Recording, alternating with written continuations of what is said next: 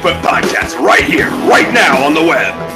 We have so much here in store tonight for this brand new, exciting episode. We pay a visit to LaFleur County, Oklahoma, the place with the most Bigfoot encounters in the region, along with a new quasi-rewind from Dean Cooper, and a brand new segment called Native Bigfoot Stories. Now hold on to your butts. There's a lot here to see on the Squatchers Lounge Podcast.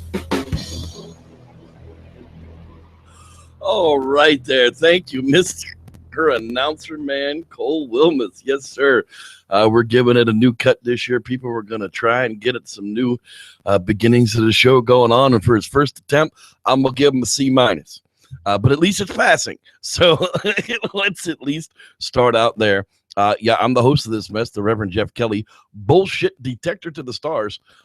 We are talking about Bigfoot tonight, and specifically LaFleur County, Oklahoma. That's right. Named by the French, I believe it means a whale's vagina. No, wait, that's something else. I'm sorry. No, I love Oklahoma. And LaFleur County actually seems to be the place where more Bigfoot encounters than anywhere else happen in that entire region. So we're going to find out just why tonight. But before we do that, we always do the news. So let's get at it. Man catches monster frog in Texas. No, actually he doesn't. Oh man, experts tell us that Photoshop is not involved in this picture.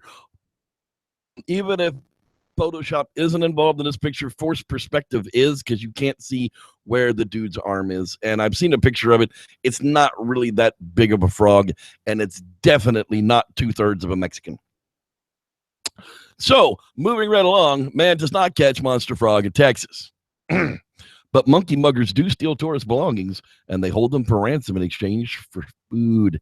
That's right. The monkeys have learned to be ballers on the island of Bali. They grift hard to get their supper. That's right. Researchers have found that light-fingered macaques at one of the most popular temples on the island have learned to steal tourist possessions and then barter with them for food to get them back. Not just stealing them, but using them as hostages. I love these monkeys. The criminal underworld of the long-tailed macaques is seemingly very fruitful, with some of the best purliners holding their ill-gotten goods to ransom until they get offered their choice of bits of fruit. Yet only some of the populations display this robbing bartering behavior, leading the researchers to ask whether or not it's actually a cultural activity. All right. So does that happen in the wild? Do they go and steal your coconut to get a piece of your banana? I don't know. Park ranger quietly comforts a sad gorilla who just lost his mama. Yeah, I mean, these guys are so close in trying to protect these animals that they really are part of the family. As I say, hashtag stop eating your cousin.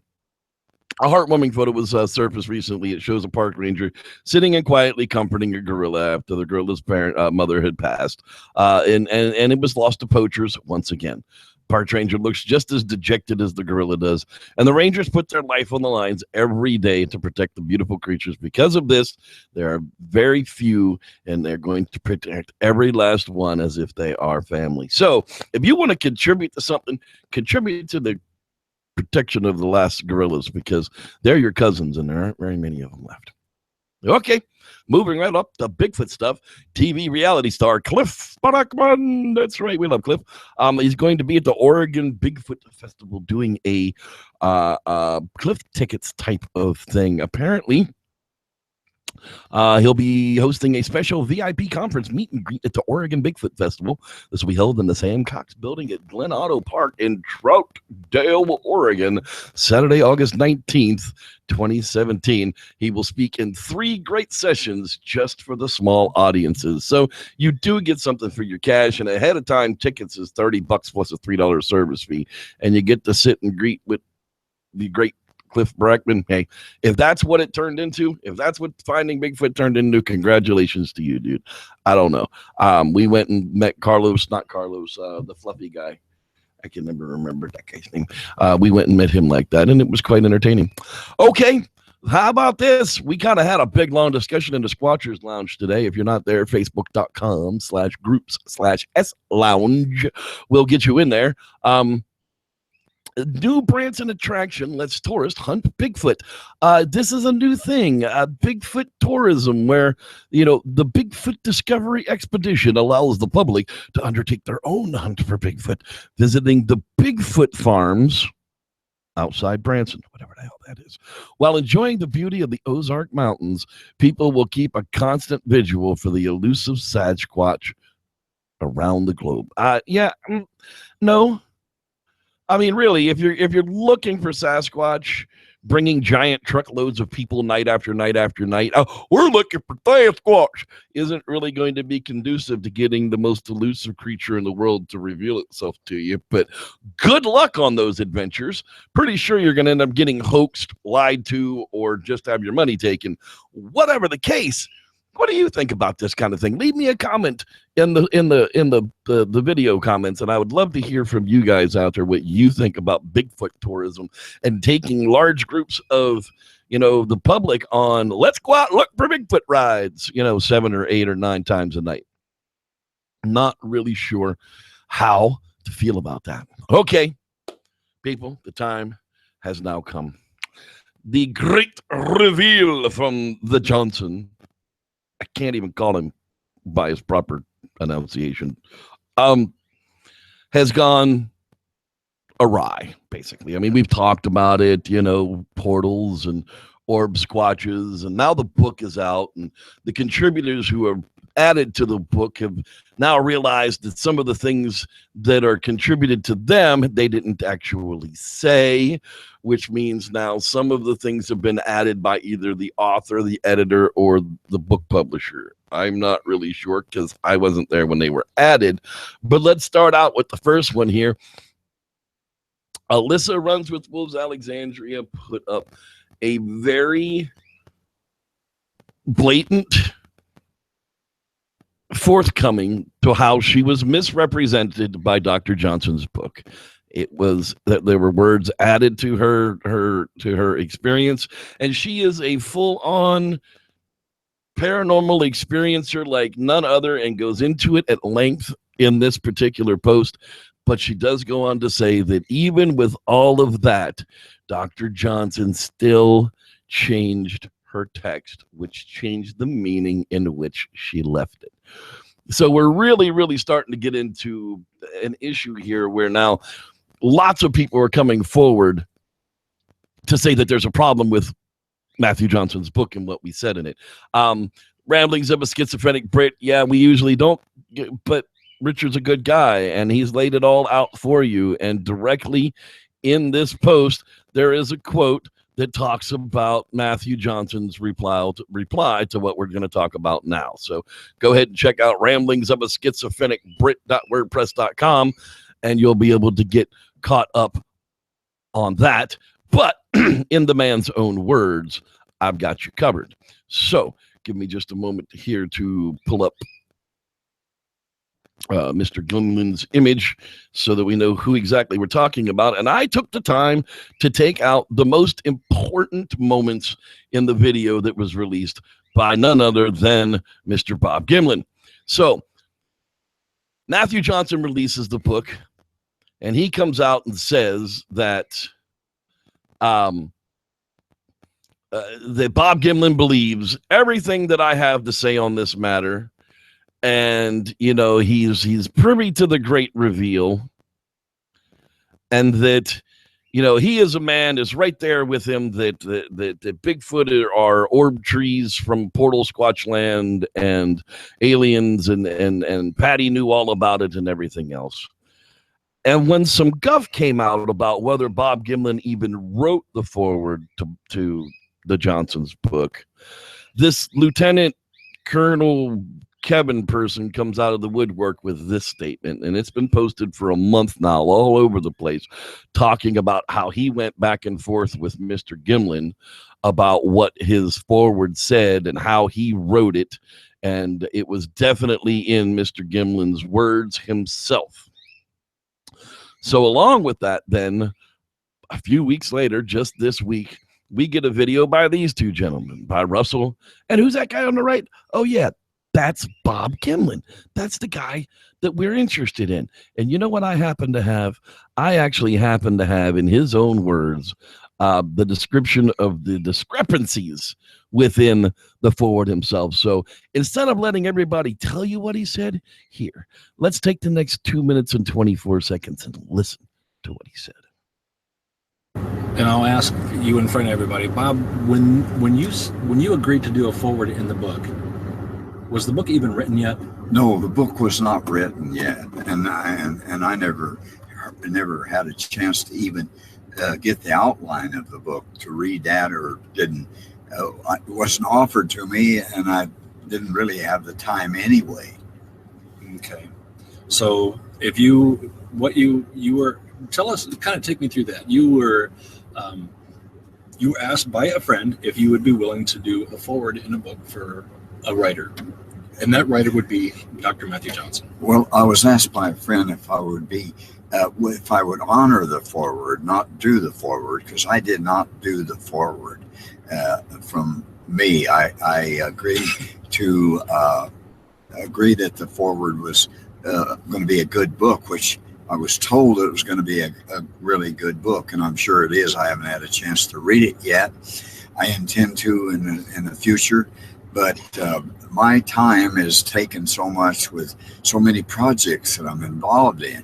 But I won't even go into that. I just want everybody to know that I did not write the foreword to the book, and I didn't really know what all the foreword was. I never read the foreword. I just agreed to honor the foreword for a friend of mine, and talked to Matt Johnson at a little restaurant here in Union Gap, and we were all three sitting there and talked to Dr. Johnson, which I had talked to him a few times, and I trusted Dr. Johnson because I didn't really have any personal contact with him before, except just to say hello, how are you? And I met him at the Bellingham conference quite a few years back.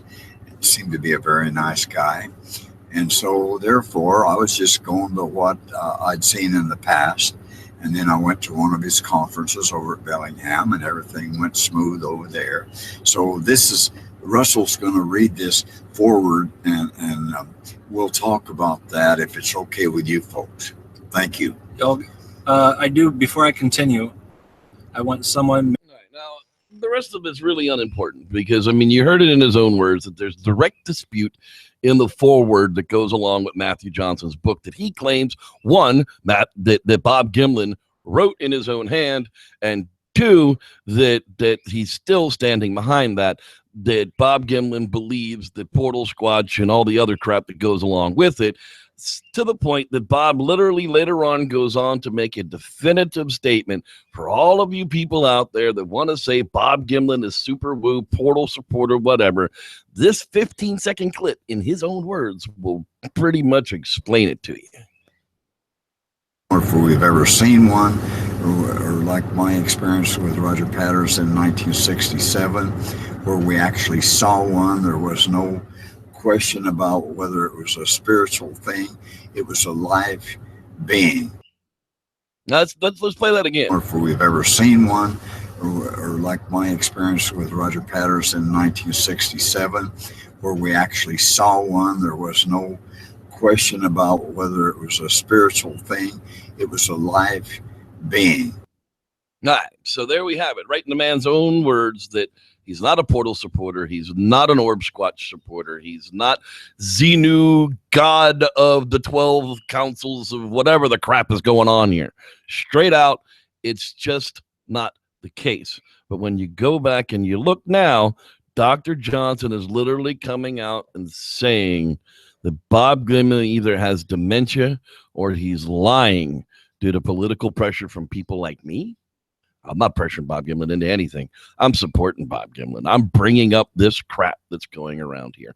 So there in his own words, he's literally calling the man that he asked to honor the forward to his books literally a demented, lying person. So with that, that's really catching you up on the crap that is, the great reveal. Here, Matthew Johnson, I give you a 3-foot turd, shellac it, encase it in glass, and go forth and tell others of my presence. Whatever, dude. Seriously. And with that, let's go out and find us now a new. Oh, wait, that's not what I'm looking for. Yeah, I picked the wrong button. Oops. The quasi rewind. That's what we're looking for because, well, it's time for that. Every time I click something tonight, it's just been a disaster. That's okay. God still loves me. I'm sure of that. And there we have it. A quasi rewind with Mr. Dean Cooper. And now, quasi theories from a quasi scientist with your host, Dean Cooper. The junk room. Back in the mid-1960s, my family lived in a house that we knew was haunted. It was an old farmhouse in the middle of town, built sometime before 1900. There were 2 floors, a basement, and an attic. There were 5 of us siblings. 3 of us slept in first-floor rooms. The second floor had 2 bedrooms, one large, where one of my brothers and I slept, and a very small one, which we called the junk room. There were 5 of us siblings, and we never threw out any toys. They were kept in the junk room. When indoors, we frequently played in the large bedroom. We occasionally heard footsteps in the attic at night, pacing from one end of the house to the other. We would then rapidly adjourn down the stairs to the living room where our parents would declare us to be, and I quote, nuts. This happened a number of times. We lost count of the total. One day we were ordered to clean up the junk room and sort all the toys into new cardboard boxes. I say new boxes, but they were obtained from the alley behind the Main Street stores. The cleanup was accomplished rapidly, which was understandable if you knew our mother. The room was very tidy. Our mother was pleased. Here's a side note on the junk room. It was always cooler than the rest of the house, except for the basement. We could not go into the junk room at night alone. The closet was terrifying. Its door would not stay closed, but would never swing open while anybody was in the room.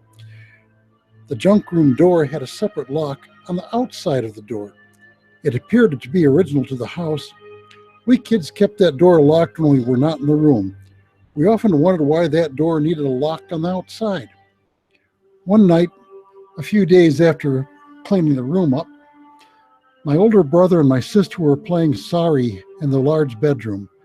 They suddenly came screaming down the stairs into the living room, claiming that somebody was in the junk room, apparently trashing the room.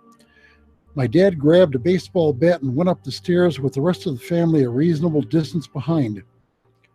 The junk room door was still locked.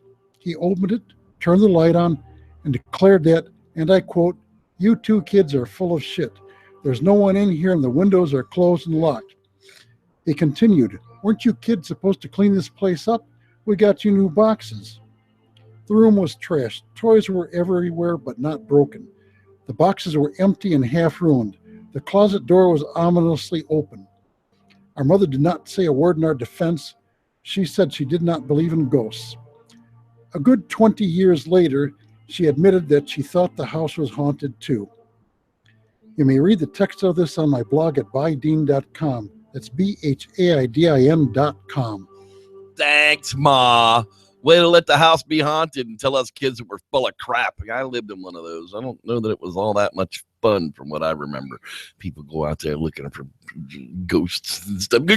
Ghosts. Speaking of ghosts, it's time to see who's hanging out there in the Squatchers Lounge chat room tonight. Let's see here. Where are we starting at tonight? There's a Dave Jackson in the house. I see that guy. Hey, man. Oreo Cream Rocks. She's floating around tonight as well. There's a Dave Stump. Hey, Dave, glad you're with us. Mr. Sam Squanch Rivera. I saw something about Zorth in the house. So, yeah, hey, Zorth in the house. I saw a Squatch Box. Hey, how you doing there? And I'm sure the birthday boy Christopher is there as well. Congratulations on having your mother not kill you before you made it into the mid-teens, at least. There's a Ryan Taylor in the house. How you doing there, sir? Book Guy, the Bigfoot guy. Buck Nye, that's right. Cole Wilmers. That's right. He's going to be hanging out with us as well. California picking. What's happening, Drew? Star shine, smiling at me. That's right. It doesn't make sense, but who cares? I still sing it. There's a Kurt Harris. How you doing there, buddy? Glad you're hanging out with us. A B-footer. How you doing there, Bigfooter? I don't spell very well either. It's okay. Our quasi-scientist, Mr. Dean Cooper. Rod Dupree. He's always in the place to be. He's going to be on our Bigfoot extravaganza coming out here in August. That's right. August 24th to the 27th, Sierra City, California. Basically, not exactly, but close to there, is where our Bigfoot Camp Out Investigation Weekend is going to be. And we're going to be telling Bigfoot campfire stories around the fireplace and looking for Sam Squanch. Let's see here. No cost to the event other than your cost of travel and camping and such, because, you know, we're not here to make money on you. Let's see here. There's a brown dwarf. I think that's the first time I've seen that one hanging out in the house tonight. Hunt, fish, play Hawaii. That sounds like a really good channel. Everybody should run out and subscribe to that one right away, because, you know, if you go to Hawaii, that'd be the guy to see. Let's see here. Who else? I'm moving on up to the east side to a deluxe apartment in the sky.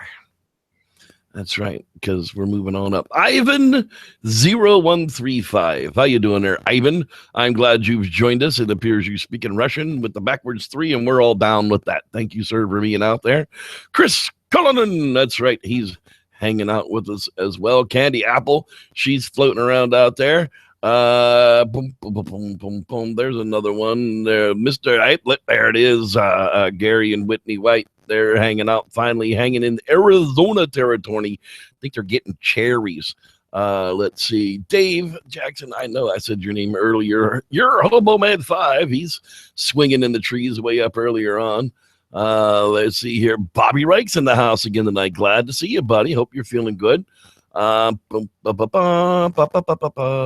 right. All that stuff is copyrighted. The Life and Chimes of JCM. That's right. Our camping tips for stupid dude, Jevin Moore. How you doing, buddy? If I've missed you, well, unfortunately, I've missed you because you didn't leave me a message, or there was too much in between. So come back and see us here Wednesday nights, 8 p.m. Pacific time. That's where you'll find the chat box, and that's where you'll find your opportunity to get a shout out from the Reverend. That's right. We are here talking about the Oklahoma Bigfoots this evening. That's right. So let's take a look at Lafleur County in the Oklahoma. Now, of course, Oklahoma is old Indian territory, and we are going to add a new segment tonight after the official Bigfoot segments here on Indian history and exactly what we're looking at. So right here, we are looking at the great state of Oklahoma on the eastern side, close to the Ouachita National Forest. That's right. We are smack dab in the middle of Indian territory, and we're talking about Bigfoot sightings and reportings from Lafleur County. All right, we're going to start back here in the year 2000. Down there in the left-hand corner of the county, Hanobia on Highway 144. In July of 1983, he worked for a timber company driving 1-ton truck, pulling 1,200-gallon tanker in the Hanobia Pickens area. On a trip back to her facility, a very large hairy creature ran out in the road in front of me. I came within a few feet of running it over. It did not stop. It just kept on running. It was approximately 7 feet tall. The upper torso of the body was a brownish color, and the lower was a lighter color.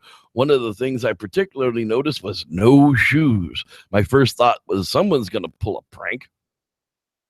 I soon realized that couldn't be, not up here in this mountainous forest, no houses for miles. I was told by phone by a relative that 3 large man-like hairy creatures were observed on a person's porch and yard. The man got his SKS and has allegedly shot at one. My old relative also told me that the contractors who plant young pine seedlings are refusing to go in near Hubia and plant trees due to the same types of reports. Wow. All right, let's move forward here in time just a little bit.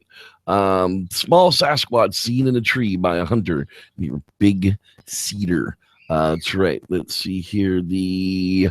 While sitting in a tree stand hunting deer, J.H. noticed a movement in a large tree about 60 yards north of his position. His stand faces to the west. Because of the black coloration, his initial thought was it was a crow or something, other large bird that had landed. This momentary impression quickly evaporated as he realized the motions were those of an arm, not wings, belonging to an animal much larger than a crow. The estimated height of the creature, which he was now sure represented a primate of some sort, was at least 3 to 4 feet, and it was observed for about 6 seconds. The animal most reminded him of a chimpanzee, but the color of the facial skin was dark brown. He emphasized the absence of the distinctive pinkish face typical of chimps, and the animal was standing erect on a branch about 12 feet or so above the ground.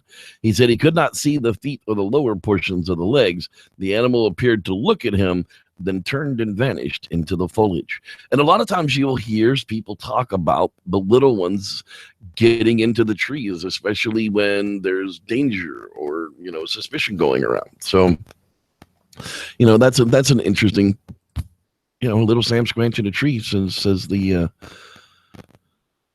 deer hunter. All right. Again, let's see here. Young man has a road crossing encounter near dusk, the year 2000, near Hodgkin, the Holson Valley Road between highways 271 and 270.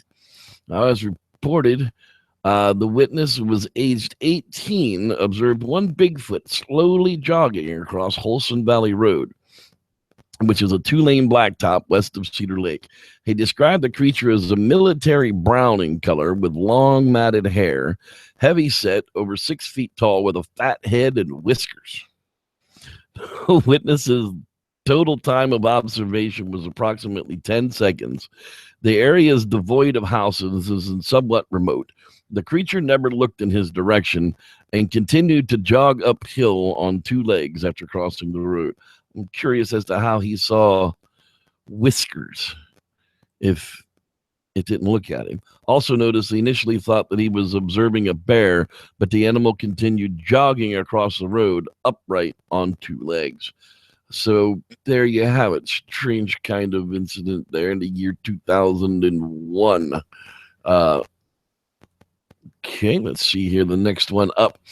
Daylight observation in Hanobia. Again, that bottom left-hand corner of this particular Newark County. We were hiking up a ridge above a friend's cabin. We had stopped to catch our breath and check out some stone formations.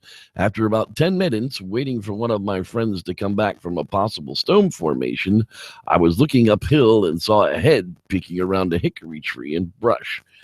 It was moving back and forth from around the tree. There was a lot of dead tree fall and vegetation between us, but appeared to be sitting on the ground. I could see a face, head, and shoulder of what appeared to be a primate. I asked the friend closest to me to come behind me slowly and look over my right shoulder, and I pointed in the direction of the animal, and he about fell over. And the face appeared to be covered in hair or fur. The head was crusted and covered in a fuzzy hair. The hair came down over the head and became longer as it transitioned into the shoulder area. The hair was an Irish setter red. There was very short neck, and it was 100 to 125 feet away from me. It appeared to be smaller than me, as I'm 6 feet, 280 pounds. After watching it for about 5 minutes as it watched me, my other friend started to return and started walking back away from us. I lost sight of it, but it reappeared a short distance to the left of the previous position and began peeking at us from over the top of the vegetation it was hiding behind. This time, the peeking was very quick and within a minute between appearances. We watched for about 15 more minutes and then did not see it again. We also heard movement along 2 ravines on either side of us. That's a long time to observe something. That's very cool. I would hope to have some kind of an extended experience like that. So in 20 minutes time, that a tree peeking experience with something like that's probably a juvenile, something, doesn't know any better to run and hide. In the year 2012, winter March, a daylight sighting along a highway near Big Cedar. Highway 259 and Highway 88. My wife and I were in Broken Bow, Oklahoma on Sunday, 18th of March, 2012. We live in Arkansas, about 20 miles west, but on a whim decided to take a north on Highway 259 and cut across Rich. And Mount Rich is the highest point on the Ouachita Mountains. And I commented about how squatchy the area looked, and my wife replied that we would not see one in the daytime. Well, about 45 minutes later, she saw one. We were about a mile south of Talmania's Scenic Byway on 259, right on the west end of Rich Mountain. She said it was about 35 to 40 feet off of the road, walking behind a tree. She described it as being 9 to 10 feet tall with stringy hair of varying shades of brown. She noticed it was bipedal with long arms swinging in the usual squatchy way. When I asked if perhaps it was a bear, and said that she knew what she saw. As my luck goes, we were at a point where the road was harping curves and no shoulders and no way to turn around. I guess I'll have to wait for my first sighting. One thing she mentioned was noticing the muscles in the arms and legs. If this was a man in a suit, then they went some trouble to pull it off. See, that's one of the things that I talk about too. When you're looking at videos online and you're looking at these YouTube videos, get them on a big screen and ask yourself, are those legs with hair or are those hairy Levi's? If the answers are they're hairy pants, chances are it's a hoax. All right, so let's wrap up our official sightings for the evening here in, again, the year 2012 in spring, an early morning sighting on US 59 near Porto. That's right, County Road 133. I was driving down Highway 59 from Havener to Porto, and I turned right on County Road 133, and about 100 foot onto the street on the right side of the road was a huge figure standing about 7 foot plus. The road kind of hunched over, and I guess when it saw my lights, it spooked him because it ran off into the trees. I slowed down to see what it was, but don't know where it went, and after that, because it spooked me. I also noticed that there was a loud growl when I slowed down to see what it was, and there was nobody else around me. It was nighttime, and it was pretty clear outside. Wow. So you're just driving down the road, and there's a 7-foot creature just kind of lurking. Rawr, scare the living crap out of you. I don't think I would want to. Yeah, well, I probably would. I'm crazy enough to get out of the car and go searching. But that is going to wrap up the official stories here of Oklahoma this evening. And as I promised, we're going to add just a little bit of a segment here. As we talked about, we were deep in Indian territory. Let's see exactly if you can guess what Indian territory we were actually in. So let's bring up the Oklahoma map here for you so you can take a good look at it. All right, so there's the Oklahoma territory, and there's the little red outline of Lafleur County where we're talking about on the edge of the Ouachita National Forest. What Native Americans were there before us? Can you guess? I give you a good 10 seconds. Put it in the comments below, and we'll see if you were right. And if you lie about it anyhow, well, that just makes you a goob. All right, and tonight's answer is the Choctaw. That's right, that was Choctaw territory all the way back when. Now, the Choctaw Indians, the story goes, is they come out of the southwest from a non-producing type of territory, and they just kept moving east. They were guided by a magic pole, the two brothers that led the tribe, and every night they dug a hole and put the pole inside of it, and every day when they woke up, they would travel in the direction that the pole leaned. They traveled until they finally got to Choctaw territory where the pole no longer moved in any direction. They moved the pole several times until the pole just didn't lean in any direction, and they set up camp right there in southeast Oklahoma. After some time, they decided that the provisions were good, but they weren't going to provide for everybody. So the two brothers split the tribe. A half became the Choctaw. The other half became the Chickasaw. But don't refer to me as an outlaw. So there you have it, a little bit of Native American learning for you guys out there tonight. And we're going to wrap that part up with the giant monster of the Choctaws, the Champé. That's right. All of the evil spirits of the Choctaws have followed them on their long journey from the western part of North America. The witches, the demons, and the monsters came with the Choctaw people, but the most horrible, frightening of all these beasts is the hideous monster the Choctaws call the Champé. The Champé is a giant in the form of the ugliest Choctaw beast. He lives in the deepest part of the woods, so far into the forest that no Choctaw has ever been able to find the location of its huge, dark cave. The Champé cannot stand the brightness of the sun or the open air. The smell of blood will attract him, and he will follow the person who has been hunting and carrying the wounded game. Champés do not have very good vision, but have a keen sense of smell, and they can track any person or animal. The Champés make a whistling noise as he stalks through the forest. His scent is so terrible that many people have died just from his odor. While he looks like a gigantic form of Choctaw, he smells like a skunk. Some of them are really hairy like an ape, while others are hairless. The Choctaws won't live in an area where the Champé will live or have been spotted. The Choctaws will often be caught or chased by the Champé. If someone were to drop a small game, such as a rabbit or squirrel, the Champé stops to eat it and may be drawn off your trail by the blood of the small animal. Champés have followed the Choctaw people along their journey from the western United States. They say that all Champé have returned to the west now, but today some Choctaws still hear the whistling sounds in the woods and catch the strong odor. They still drop small animals when they think a Champé is near. You'll never know what the Champés have returned to the west altogether. There you go. The Champé, the giant Bigfoot of the Choctaw clan. All right. And that's going to wrap it up for this edition of the Squatchers Lounge podcast. I want to thank every one of you guys for being out there tonight. It's been a fantastic show. We're going to wrap this one up with another Bigfoot campfire story, as we always do. And this one actually comes out of Oklahoma. Imagine that. So with that, we're going to say thank you very much, everybody, for watching. And may the Squatch, well, if I could find the stupid thing, be with you. Have a great night, everybody. And there will be an after hangout coming up here shortly. Thanks so much for watching, and enjoy this Bigfoot campfire story.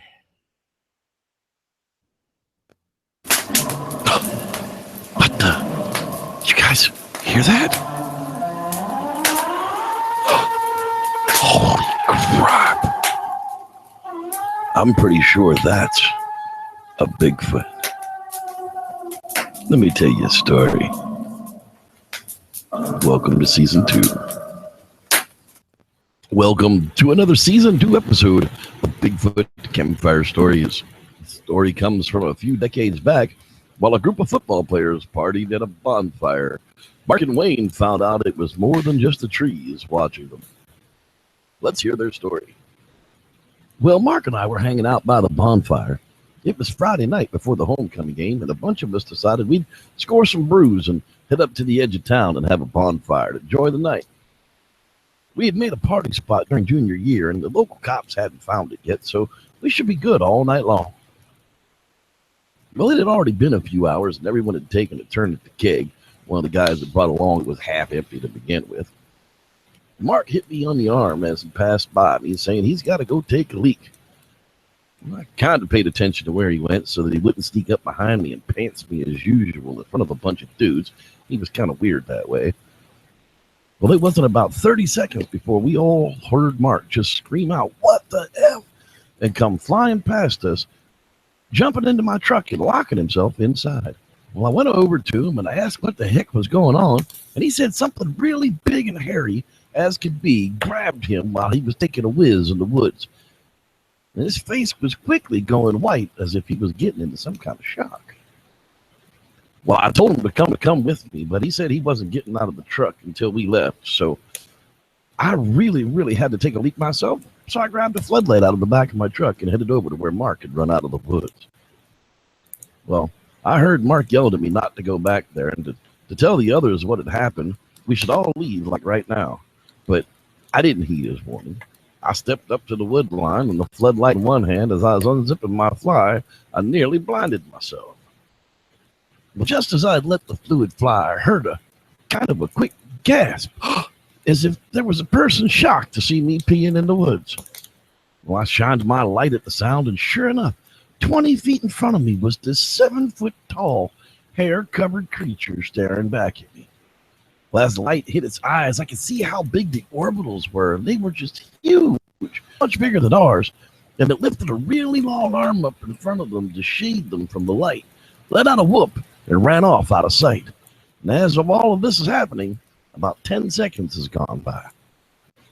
Well, by the time I reached the fires, the fellas standing there were already pouring beer on the fire and kicking dirt on the flames. They heard the whoop and wanted to get the hell out of there, too. Well, I passed them and started it up, started to get the heck out of there just as fast as we could all manage. All the while, Mark beating me in the arm, yelling, "See, I told you, never again," over and over. Well, we hit the highway and trying to think of what to do. Mark had said that there were some kids over at one of the local farms working on a parade float, so we headed there to tell them what had happened. By the time we had got there, poor Mark was a mess. He was kind of shaking a bit, and his face was just drained of all blood. He was nearly white as a ghost. So I got in the truck and went over to the kids. Well, it turns out Mr. Jensen from school was there helping with the float.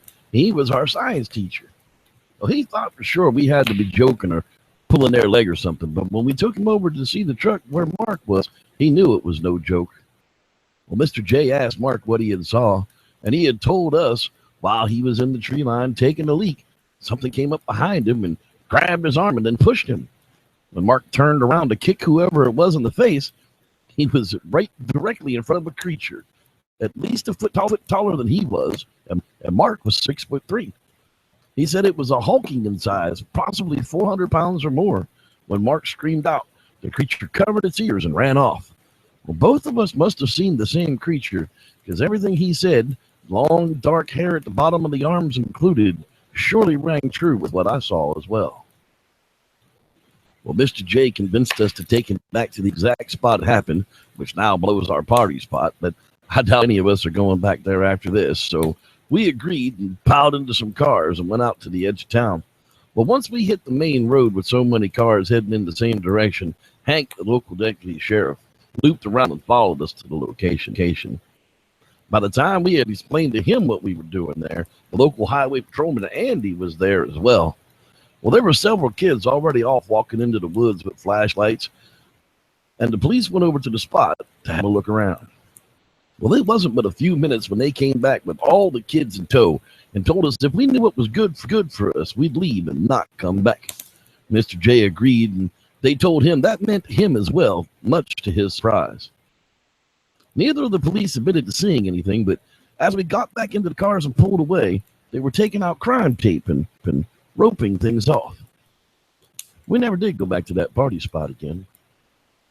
The Flora County, Oklahoma, sure has a lot of Bigfoot sightings, and many, if not most, seem pretty credible. These students learned their lesson while partying in the woods. Just what would you have done? Leave us a comment with how you would have handled the situation. Thanks for watching. I'm Reverend Jeff, and may the Squatch be with you.